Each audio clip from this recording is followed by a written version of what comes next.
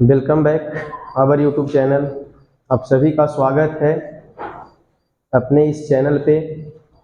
हम लोग आगे की ओर पढ़ाई करते हैं। जो हम लोग की पिछली क्लास जो चली थी, वो पिछली क्लास हम लोग को चल रही थी नाउन की कैटेगराइजेशन पढ़ रहे थे, यानी कि नाउन की कैटेगरीज के अनुसार हम लोग उसे दो भाग में बांटने का काम किए थे। पहला को नाम क्या दिए थे जी?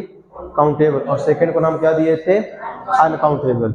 अगर बात कहा जाए कि काउंटेबल नाउन में हम किस नाउन की टाइप्स को रखते हैं, तो वो बताया गया था कि उसमें केवल कॉमन नाउन आती है, बात बताया गया था। और काउंटेबल नाउन की सिंगुलर से प्लूरल फॉर्म तैयार किया जा सकता है।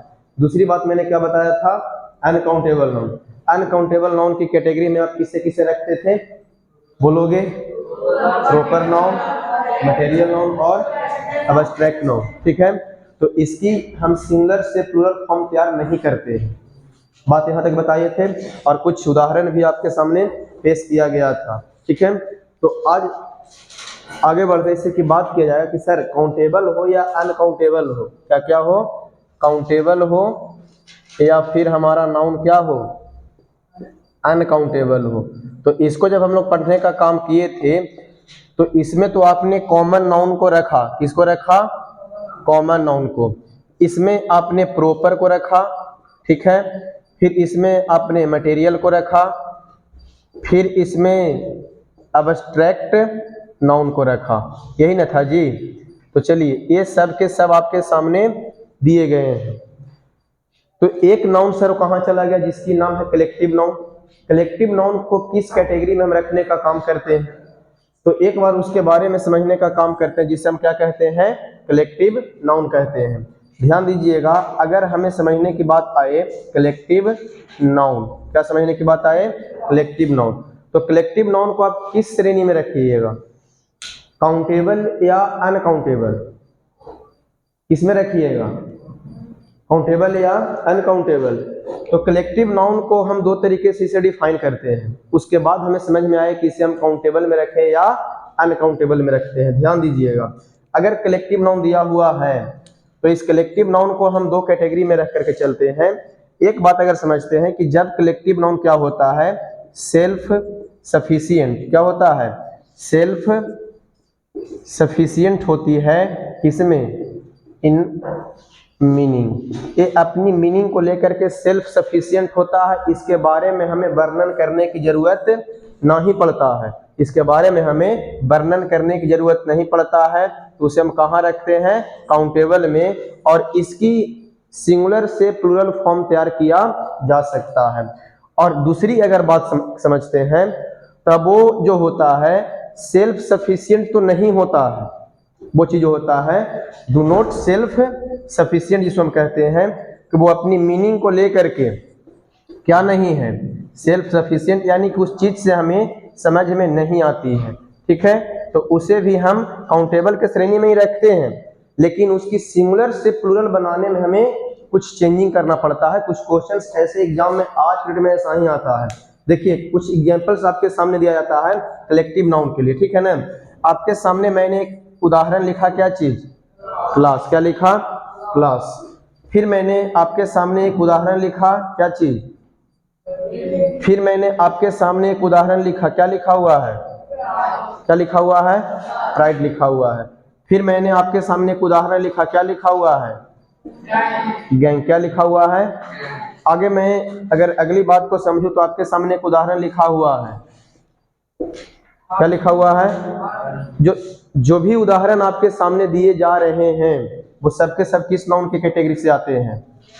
आपके सामने लिखा हुआ, क्या लिखा हुआ है? आपके सामने और वर्ड्स दिए गए, क्या लिखा हुआ है? सिर्फ लिखा हुआ है। आपके सामने और वर्ड दिया गया, क्या लिखा हुआ है? आपके सामने और वर्ड दिए गए, क्या लिखा हुआ है? आपके सामने और वर्ड दिए गए, क्या लिखा हुआ है? मैं जो भी वर्ड दे रहा हूं, वर्ड तो बहुत है, कितना मैं लिखना शुरू करूं? जो भी वर्ड आपके सामने दिए जा रहे हैं वो सब एक तरीके से कौन सा नाउन की कैटेगरी में है? कुछ वर्ड इसमें ऐसे होंगे जिसकी मीनिंग को लेकर के आपके सामने एक्सप्लेनेशन करना पड़ेगा, उसके बारे में बताना पड़ेगा। और कुछ वर्ड इसमें आपके सामने ऐसे दिए हुए हैं जिसकी मीनिंग को लेकर के हमें सर किसी प्रकार की एक्सप्लेनेशन की जरूरत नहीं है। तो जिसकी मीनिंग को लेकर के हमारे सामने किसी प्रकार की जरूरत नहीं है, उसे हम रखते हैं सेल्फ सफिशिएंट इन मीनिंग, यानी कि सर हम उसके बारे में समझ रहे हैं, और जिसको हम नहीं समझ रहे हैं उससे हम इसकी दूसरी कैटेगरी में रखने का काम करते हैं। ठीक है, तो देखिए क्या लिखा हुआ है। पहला चीज क्या लिखा हुआ है, आपको क्लास की मीनिंग समझाने की जरूरत है। आपको पता है कि हम क्लास किसे कहते हैं, जब स्टूडेंट्स बैठ जाते हैं एक साथ, तो जिस रूम में स्टूडेंट्स बैठते हैं वही रूम क्या कहलाती है, क्लास। आपको इसके बारे में बताने की जरूरत नहीं है, और अगर आपको इसका प्लूरल फॉर्म तैयार करने के लिए मिले तो आप इसका डायरेक्ट प्लूरल फॉर्म तैयार कर दीजिएगा। आपके सामने फिर यहाँ पे लिखा हुआ एक वर्ड बेबी। इस वर्ड को सभी लोग तो नहीं समझ पाता है, तो इसकी मीनिंग को लेकर के हमें एक्सप्लेनेशन चाहिए, इसके बारे में हमें चाहिए। तो जब इस प्रकार की चीजें हमारे सामने आती है, तो जिसका हमारा सेल्फ सफिशिएंट मीनिंग नहीं होता है, हमें नहीं मालूम होता है, तो उसकी प्लूरल फॉर्म को तैयार करने के लिए जो चीजें आपके सामने आएगी उसको हम एपस्ट्रफ यहाँ पे ऑफ सिस्टम का प्रयोग करके, और फिर जो भी आपके नाउन्स यहाँ पे यूज होंगे उस नाउन्स को हम प्लूरल फॉर्म में लिख करके बनाएंगे। पहले आपकी कलेक्टिव जो वर्ड्स रहेंगे वो रहेंगे, उसके बाद इसे ऑफ से हम रिलेट करेंगे, और जो फिर नाउन आएगा उसका हम प्लूरल फॉर्म तैयार करेंगे। जैसे कि आपके सामने देखिए क्या लिखा हुआ है, ये बेबी लिखा हुआ है। बेबी की जो कलेक्टिव है किसे दिखाने का काम करता है, ग्रुप ऑफ गर्ल्स को दिखाने का काम करता है। अगर मालूम है तो ठीक है, अगर नहीं मालूम है तो इसी को हम लोग लिखने का फिर काम करते हैं, अ बेबी ऑफ गर्ल्स। कैसे लिखते हैं, अ बेबी ऑफ गर्ल्स।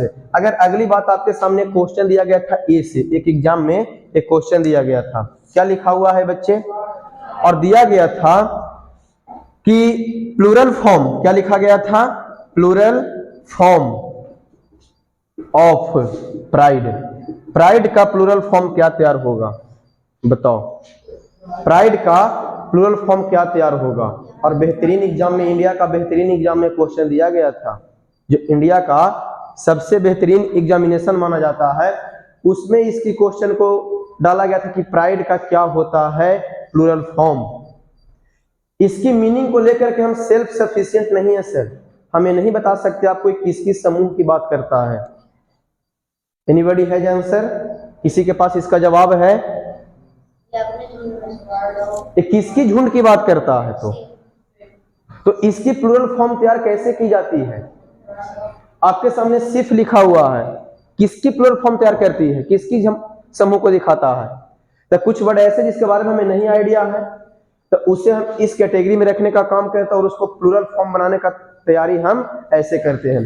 दिया गया था एग्जांपल्स, तो इसकी जो कभी कभी बच्चे क्या करते हैं कि लिखा हुआ प्राइड प्लूरल फॉर्म आ जाएगा, हमारे सामने ऑप्शन ए में ही दिया हुआ था प्राइड्स, लग तो रहा है कि सही है, क्या है, इसी को सही मानते हैं। लेकिन इसकी जो वास्तविकता में जो आंसर तैयार होती है, इसकी जो वास्तविकता में जो प्लूरल फॉर्म तैयार होता है, प्राइड ऑफ लायंस, इसकी प्लूरल फॉर्म ये तैयार हुई।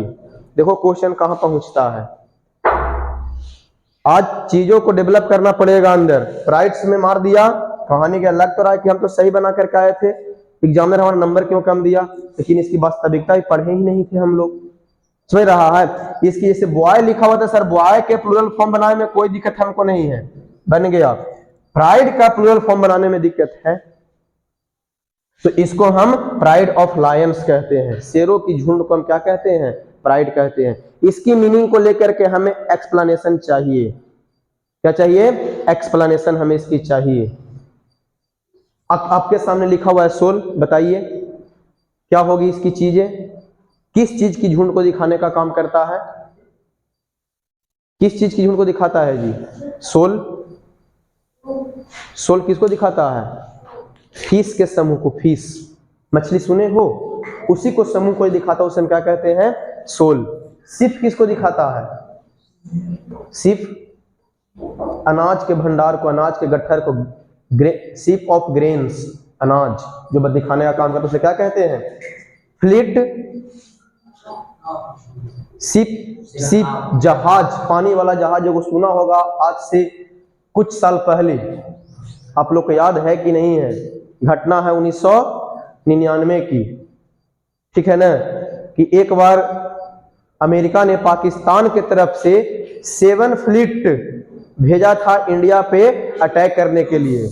तो उसी के जवाब में भारत की तरफ से रूस ने 21 फ्लीट भेजा था भारत के लिए, और अमेरिका को कहा, क्या कहा कि मैं तुम्हें अमेरिका के राष्ट्रपति को फोन किया, रूस के राष्ट्रपति, और कहा कि तुम अभी जा रहे हो इंडिया पे अटैक करने के लिए अपनी 7 फ्लीट को लेकर के, और तुम्हारी जहाज पहुंचने वाली है हिंद महासागर में, और मैंने भी अपने तरफ से 21 फ्लीट को भेज दिया है। ठीक है, हिंद महासागर में ऐसा तुमको धोएंगे कि एक भी अवशेष नहीं मिलेगा। इससे अच्छा होगा कि अपनी नेवी को वापस बुला लो, इंडिया की तरफ बढ़ने मत दो। तू पाकिस्तान के सपोर्ट में जा रहा ना है, इंडिया की तरफ बढ़ने मत दो, नहीं तो हिंद महासागर में तुमको ऐसा रगड़ेंगे कि एक भी अवशेष तुम्हारी फ्लीट का नहीं मिलेगा, यानी जो जहाज होते हैं उसका। ठीक है, और इंडिया की तरफ से रूस भेजा कितने, 21। उस समय उसका टारगेट था अमेरिका का उड़ाना भारत के विक्रमादित्य, INS विक्रमादित्य को। ठीक है ना, तो फ्लीट जो शो करता है किसे शो करता है, जहाज के समूह को, जो पानी वाले जहाज होते हैं। फ्लॉक जो होता है वो किसे शो करता है, फ्लॉक भेड़ हो गए जिसको बोलते हैं, बर्ड्स हो गए उसको दिखाता है, गॉट हो गया बकरी इसको कहते हैं, उसको दिखाने के लिए जिस चीज का यूज करते हो फ्लॉक। बंच किसे दिखाता है, अंगूर का गुच्छा, चाबी का गुच्छा के बारे में जो बताता है हमें क्या होता है। तो एक कलेक्टिव नाउन की चीजें थी। अगर चीजों की मीनिंग आपको डायरेक्ट समझ में आ रहे हैं तो उसका डायरेक्ट प्लूरल फॉर्म तैयार करिए। नहीं हम उसकी मीनिंग को लेकर के सेल्फ सफिशिएंट हैं, यानी कि हमें उसकी मीनिंग नहीं पता है, तो उसके लिए आपको इस तरीके की चीज को क्या करना पड़ेगा, अपनाना पड़ेगा। तो कुछ कलेक्टिव नाउन्स आपको पढ़ने पड़ेंगे और याद करना पड़ेगा। ठीक है, तो ये बात हो गई थी हमारी नाउन की कैटेगराइजेशन में, किसके बारे में, काउंटेबल और अनकाउंटेबल को लेकर के। ठीक है, चलिए अब हम लोग अगली जो कैटेगरी है नाउन की अगली कैटेगरी से अब मिलते हैं। ये बात अब हुई यहाँ पे समाप्त। अब हम लोग कहाँ मिलते हैं, नाउन की अगली कैटेगरी से। चलिए अब नाउन की अगली कैटेगरी क्या है जी, बताइए। अब हम लोग कहाँ बढ़ते हैं, नाउन की अगली कैटेगरी की तरफ। तो ध्यान दीजिएगा, नाउन की हम अगली कैटेगरी जो पढ़ने वाले हैं उस अगली कैटेगरी का नाम देते हैं जेंडर। क्या नाम देते हैं, जेंडर। क्या लिखा हुआ है, जेंडर। तो नाउन की अगली कैटेगरी के बारे में मिलेंगे जिसका नाम है जेंडर, और जेंडर से क्वेश्चन से हर एक एग्जामिनेशन में देखने को मिलता है। तो जेंडर्स को बारीकी से समझने का काम कीजिएगा। आपके सामने दिया गया है नाउन की हम अगली कैटेगरी की बात करें जिसका नाम क्या है, जेंडर। बताइए कि जेंडर क्या होता है, बताइए, जेंडर को डिफाइन करो, जेंडर को डिफाइन करो। कहोगे कि सर जो मेल या फीमेल की बात करता है उसे हम जेंडर कहते हैं, नहीं। तो इस पेन को देखो तो ये पेन मेल है या फीमेल है, मेल है या फीमेल है, लेकिन इसकी भी अपनी एक जेंडर होती है। तो उस चीज को भी हम लोग देखते हैं कि क्या आखिर ये निकल करके आती है। सबसे पहले आप इस जेंडर का डेफिनेशन को लिखिएगा, आप लोग निकालिए, और मैं जेंडर की डेफिनेशन को मैं बोलूंगा, लिखूंगा नहीं। चलिए हेडिंग बनाइए, नाउन की अगली कैटेगरी जिसका नाम क्या है, जेंडर। क्या नाम है, जेंडर। ठीक है, और जेंडर के डेफिनेशन को, जो डेफिनेशन होती है इसकी, इस डेफिनेशन को आप लिखने का काम कीजिएगा। और डेफिनेशन आप लिखने का काम, डेफिनेशन की मीनिंग आपको याद होनी चाहिए। कुछ इस प्रकार से लिखी जाती है, नेशन नहीं, निशन। ठीक है,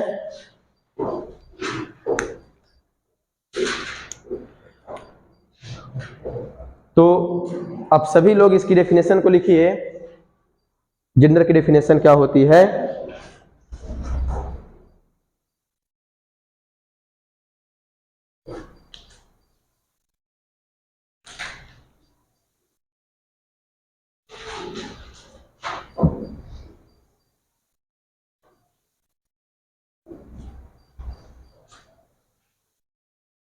सभी लोग निकाल लिए copy.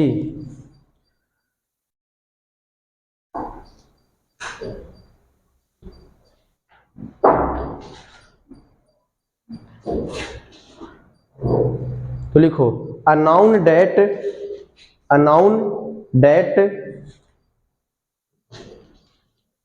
a noun that represent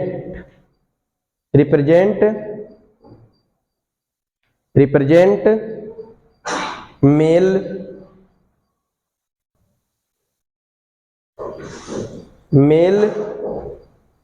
लिख लिए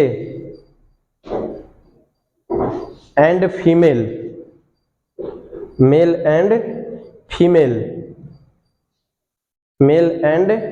female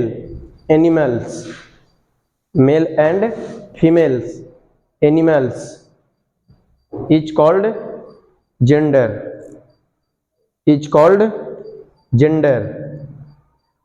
A noun that represents male and female animals is called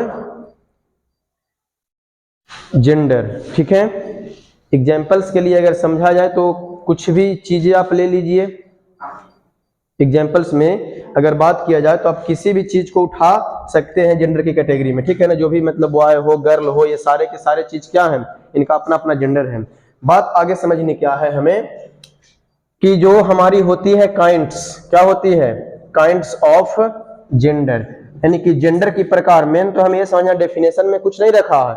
definition तो सिर्फ एक को दे दिया कि चलो लिखा दो, डेफिनेशन नहीं बताए, उसके वजह से लगता है कि तू लोग कितना परेशानी होता है। सब चीजें कभी कभी होती है समझना। तो हमें तो मेन मकसद है किसी भी क्वेश्चंस को डील करना। किसी प्रकार की प्रश्न अगर हमारे सामने आती है तो उस प्रश्न को हम डील कैसे कर सकते हैं, मेन बात वो है।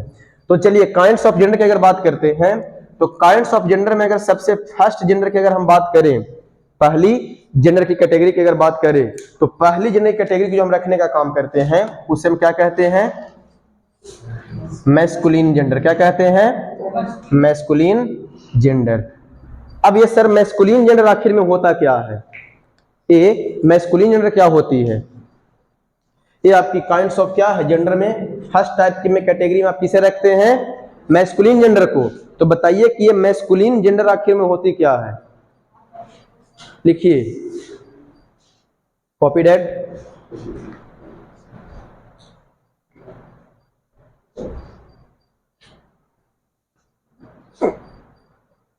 तो लिखिएगा इसका डेफिनेशन मैस्कुलिन जेंडर का, a noun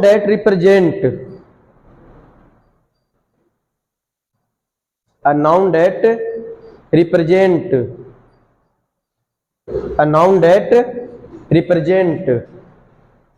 male animal, a noun that represent male animal, a noun that represent male animal is called masculine gender, is called masculine gender, is called masculine gender। ठीक है, यानी कि masculine gender जो है वो किसे represent करता है, तो ये रिप्रेजेंट करने का जो काम करता है, ये रिप्रेजेंट्स किसे करता है, तो किसी न किसी मेल को करेगा। जैसे कि अभी आप हैं क्या, बॉय है, बन क्या जाइएगा, मैन बनिएगा, फिर मैन से क्या बन जाइएगा, पहले फादर नहीं बनेगा, पहले तो लोग बॉय है मैन है तो फिर हो सकता है क्या बन जाएगा किसी का, हाँ इसमें तो बड़ा मजा आया नहीं, फिर क्या बन जाइएगा, समझ गए बात को।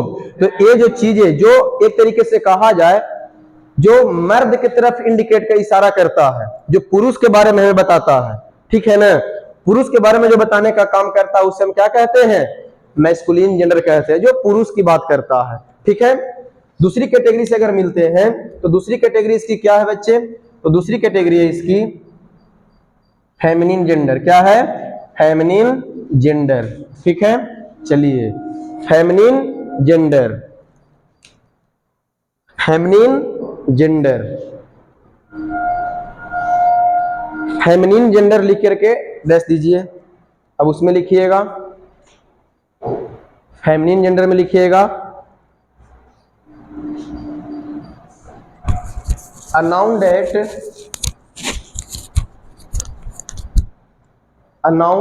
that represents female animal, a noun that represents female animal, a noun that represents female animal is called feminine gender, is called feminine gender, feminine gender.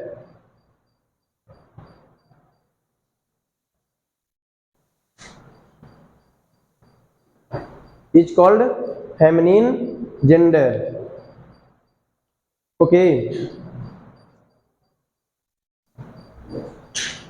तो अब देखिए हमने इसे समझने का काम किया कि हम फेमिनिन जेंडर कहते हैं किसे, जो रिप्रेजेंट किसे करने का काम करता है, जो रिप्रेजेंट्स करे फीमेल को। किसको रिप्रेजेंट करे? फीमेल को। कहने का मतलब बोले तो फीमेल मीन्स जिसको हम लोग औरत कहते हैं, स्त्री कहते हैं, उसकी तरफ जो चीज इशारा करता है उसे किस जेंडर कैटेगरी में रखते हैं? जैसे कि आपके सामने दिया गया है बॉय, अगर बॉय की अगर हम समझते हैं तो इसके अपोजिट क्या हो जाएगा? अगर हम इसको समझते हैं तो ये भी आपके सामने एक वर्ड, ध्यान दीजिएगा, ये वर्ड क्या पढ़ते इसे है। देखिए इसकी मीनिंग को लेकर के देखिए, प्रोनाउंसिएशन जो होती है वो सीखा कहीं और नहीं जाता है, हम चीजों को पढ़ते पढ़ते ही सीख जाएंगे, ठीक है ना। जैसे कि आपके सामने दो वर्ड लिखा जाता है, मैंने एक वर्ड ये लिखा और इसी का प्लूरल फॉर्म तैयार करके कभी कभी हमें ये मिलता है, ये इसकी प्लूरल फॉर्म और यह इसकी सिंगुलर फॉर्म। जब इसकी हम प्रोनाउंसिएशन की अगर बात करते हैं तो इसकी प्रोनाउंसिएशन जो हम लोग करने का काम करते हैं वो हम इसकी प्रोनाउंसिएशन करते हैं बूमा। क्या करते हैं? बूमा कहते हैं। ये जो हमारी वर्ड लिखी हुई है इसे लोग बोलते हैं वोमेन। प्रोनाउंसिएशन के लिए वर्ड को बार बार लिखने की जरूरत नहीं होती है, प्रोनाउंसिएशन के लिए वर्ड को क्या पढ़ा जाता है वो चीज सीखने की जरूरत होती है, वो सुनने की जरूरत होती है। समझ गए? हमारे सामने लिखा गया, मैं इसी को अगर इस प्रकार से लिख दूं, आपने क्या सीखा? इसी प्रकार से फिर मैं इसे लिख दूं, लिखते जाओ जी, लिखे से क्या फायदा हुआ इसको हमें? वही चीज लिखा रहा, वोमेन वोमेन वोमेन लिख रहे हो और पढ़ रहे हो वही। अरे भाई एक बार में हमको बताओ ना इसकी प्रोनाउंसिएशन क्या होती है। तो इसकी प्रोनाउंसिएशन क्या होती है हमें अब ये ना समझना है कि हमें उसी चीज को रिपीटेड करना है। अब अगर इसकी मीनिंग को हम समझते हैं तो इसकी मीनिंग जो हमें बताती है, इसकी जो प्रोनाउंसिएशन होती है वो क्या होती है? बीमिंग। क्या होती है? इसकी जो प्रोनाउंसिएशन होती है हम लोग बोलते हैं वोमेन वोमेन। वोमेन थोड़ी लिखा हुआ है, ये क्या लिखा हुआ है? बीमिन। क्या लिखा हुआ है? बीमिन। और ये क्या लिखा हुआ है? बुमा। तो ये इसकी सही क्या होती है? प्रोनाउंसिएशन। कभी कभी हम लोग को एक चीज सीखो, प्रोनाउंसिएशन में क्या पढ़ते हो? ईटीसी लिखा हुआ, इसकी पूरी नाम क्या होती है? क्या पढ़ते हो? एक्सेट्रा, जो कि बिल्कुल रॉन्ग प्रोनाउंसिएशन है। इसकी अगर हम पूरी की पूरी फुल फॉर्म अगर निकाले तो इसे हम पढ़ते हैं, देखिए आपके सामने लिखा गया, आज के बाद जान लेना कि ईटीसी का पूरा नाम क्या है? एटसेट्रा। एटसेट्रा तो बोलते एक्सेट्रा। यही प्रोनाउंसिएशन सीखोगे, लिखते जाओगे, इसको वर्ड को सीख जाओगे। अरे हम तो पढ़ते पढ़ते सिखा देंगे प्रोनाउंसिएशन को। इसको क्या पढ़ते हैं? एटसेट्रा। एटसेट्रा सब बोलता है एक्सेट्रा। एक्स, इसमें एक्स कहाँ रहा? एट तो आ रहा है शुरू में, देखो ध्यान से, ईटी है शुरू में, इसको पढ़ते हैं एटसेट्रा। क्या पढ़ते हैं? एटसेट्रा। समझ गए? बहुत सारे वर्ड हैं तो हम लोग प्रोनाउंसिएशन की क्लास नहीं कर रहे हैं, तो ये चीज ध्यान दीजिएगा, कुछ कुछ वर्ड आपके सामने ये चीज आते हैं, ठीक है। तो इसकी प्रोनाउंसिएशन को लेकर किसी को प्रॉब्लम नहीं होनी चाहिए, ठीक है। आगे क्या लिखा हुआ है इसमें तो कोई दिक्कत होगा ही नहीं, इसकी प्रोनाउंसिएशन सबका ठीक होगा। इसे क्या कहते हैं? वाइफ। वाइफ क्या कहते हैं? कोई दिक्कत नहीं होगा इसमें। चलिए इसकी क्या हो जाएगी भाई? तो आपके सामने जो भी वर्ड्स लिखे गए हैं ये सारे के सारे वर्ड्स को हम किस जेंडर की कैटेगरी में रख रहे हैं? क्योंकि ये सारे के सारे वर्ड्स औरत की तरफ इशारा कर रहा है, स्त्री की तरफ इशारा कर रहा है, इसलिए हम इसे किस कैटेगरी में रखते हैं बच्चे? फेमिनिन जेंडर में। फेमिनाइन नहीं, फेमिनिन। इसको भी प्रोनाउंसिएशन ठीक कीजिए, ठीक है। फेमिनिन चीजें प्रोनाउंसिएशन सुनने से आती है, लिखने से नहीं। कि अगला इंसान उस वर्ड को क्या पढ़ रहा है आपको सुनना पड़ेगा, तब जाकर के आप सीख पाइएगा। स्किल डेवलप करने का सबसे पहला तरीका है लिसनिंग। लिसनिंग करवे नहीं करेगा तो राइटिंग कहां से हो जाएगी? मैंने शुरू में ही बताया था, ठीक है। तो ध्यान दीजिएगा यहाँ पे, तो आपको ये चीजें क्या आ गई समझ में आई कि हम लोग फेमिनिन जेंडर में किसे रखने का काम करते हैं? जो औरत की कैटेगरी की बात करता है, स्त्री की कैटेगरी की बात करता है। ठीक है, चलते हैं इसकी तीसरी की तरफ। तीसरी की जो नाम देते हैं उसे हम कहते हैं एक तरीके से न्यूटर जेंडर। क्या कहते हैं बच्चे? न्यूटर जेंडर कहते हैं। ठीक है ना।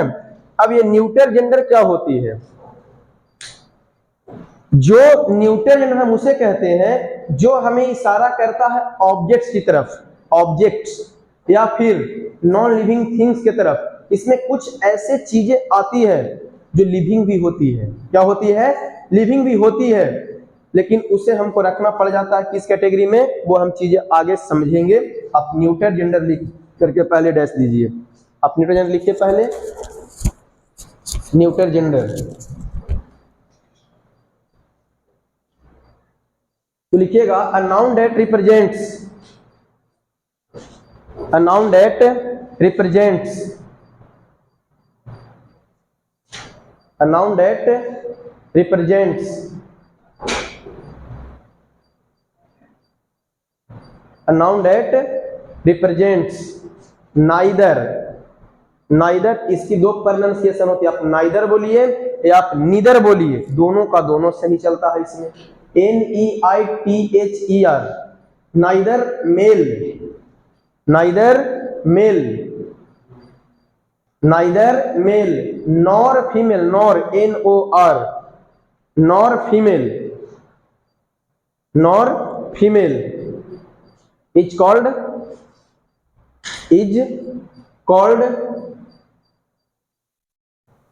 neuter gender, is called neuter gender।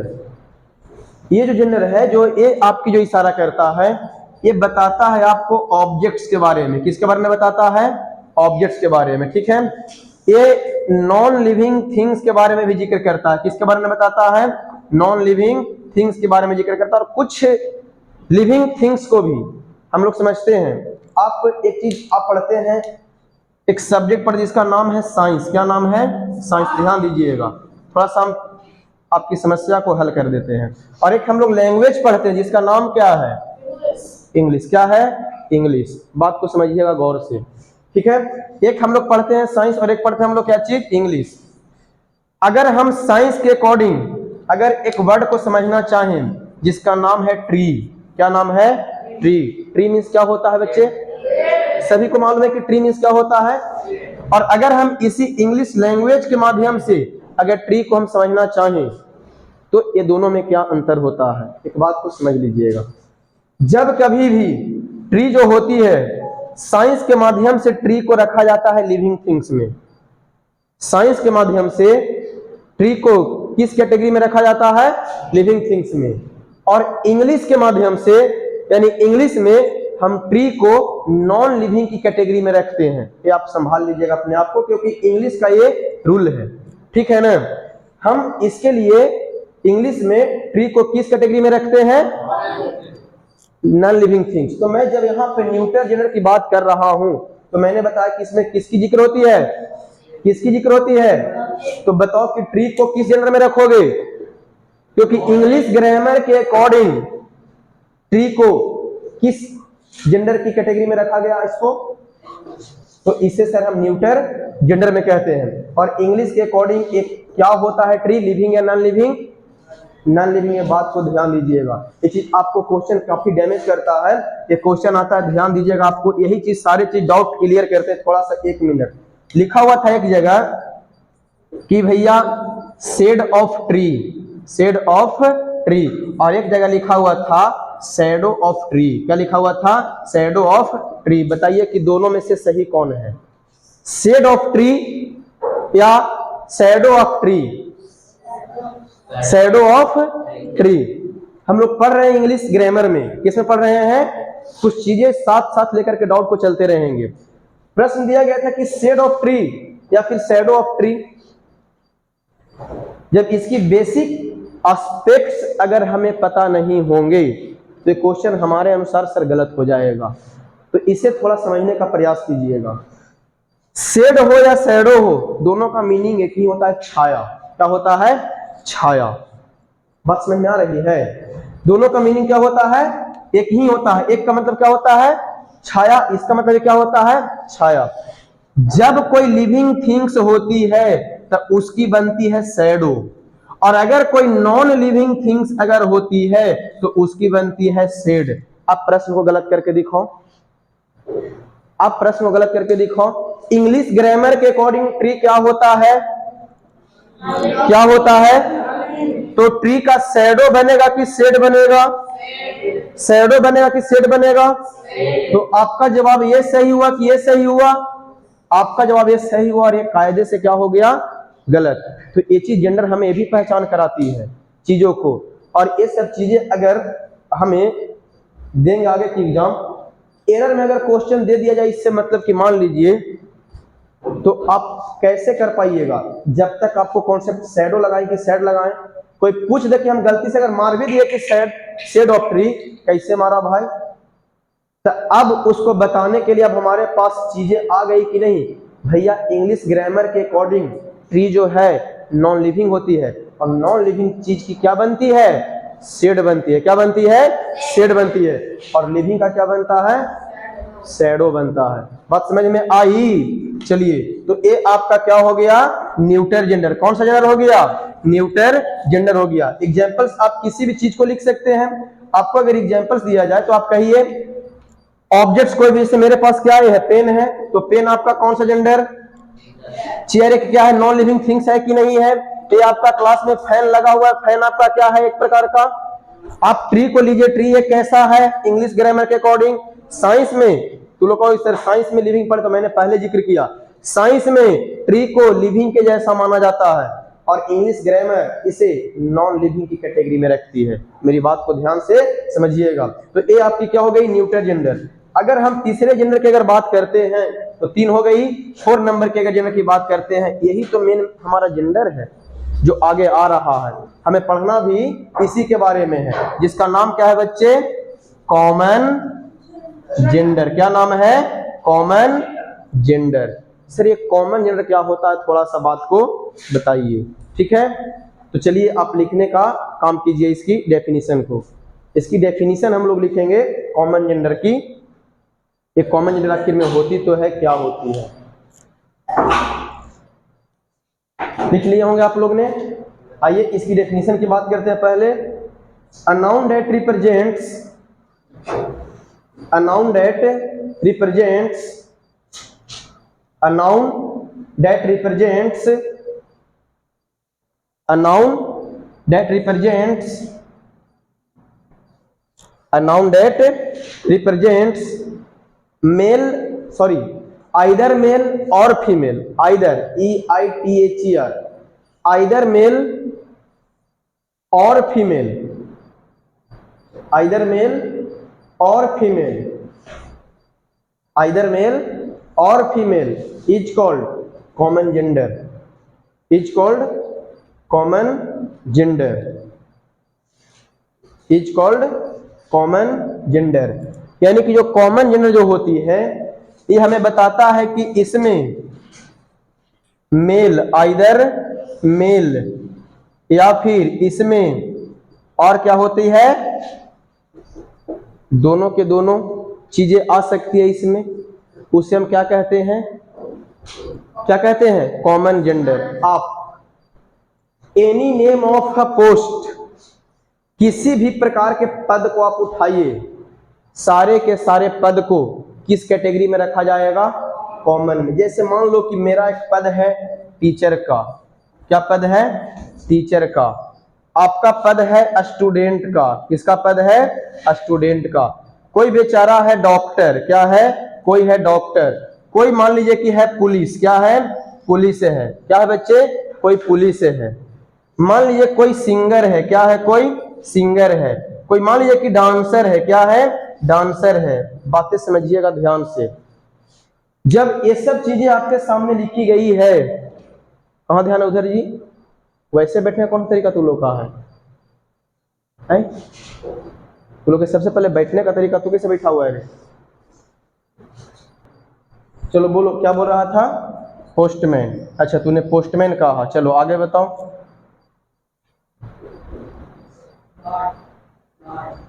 Guard. अच्छा चलो गार्ड को ले लिए। चलो और बताओ। 3 हुए हैं। और बताओ, मैंने शुरू में एक बात कहा था, क्या कहा था जी? कॉमन जेंडर के एग्जाम्पल्स के लिए मैंने क्या बताया था? शुरू में एक बात मैंने क्या कहा? जब डेफिनेशन खत्म किया तो मैंने एग्जाम्पल से दिया, उसी में से समय निकालो। क्या मैंने बोला था?